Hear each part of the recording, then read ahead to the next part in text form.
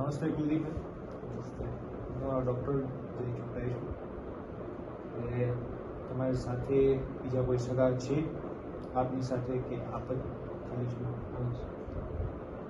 આપના જે દર્દી છે તમારા જે ભાઈને લઈને આવ્યો હતો, અકસ્માતનો એક્સિડન્ટ છે, તમે આવેલ હતા ત્યારે જ કીધું કે માથા ઉપર ઈજાઓ ઘણી બધી છે, એમાં હેમરેજના શક્યતાઓ હતી એવું આપણે પહેલાં જ કીધું હતું ને ગંભીર હાલત છે. હવે આપણે સીટી સ્કેન ને બધું કરાયું એ બાદ આપણે અત્યારે કન્ફર્મ રિપોર્ટ છે કે મગજમાં હેમરેજ છે અને ઘણું મોટું છે. એટલે એનું ઓપરેશન કરવું પડે એવી પરિસ્થિતિ છે અત્યારે હેમરેજ. આ માટે આપણી પાસે અત્યારે હાલમાં કોઈ ન્યુરોસર્જન અવેલેબલ નથી આ હોસ્પિટલમાં આપણી પાસે. આપણે અમે સર્જન જ છીએ, અમે એની સારવાર તો કરીએ જ છીએ. આવ્યા ત્યારથી અમે એની સારવાર કરીએ છીએ, બધી દવાઓ અને બધું જ અમે છે એ કરીએ જ છીએ.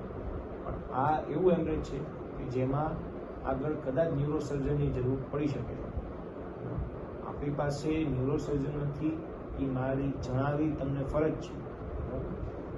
આ માટે જો તમારે ન્યુરોસર્જનનો ઓપિનિયન લેવો હોય કે એમનું પછી કરાવવું હોય આગળ, તમે આગળ છે અમદાવાદ રાજકોટ એ રીતે તમે લઈ જઈ શકો છો.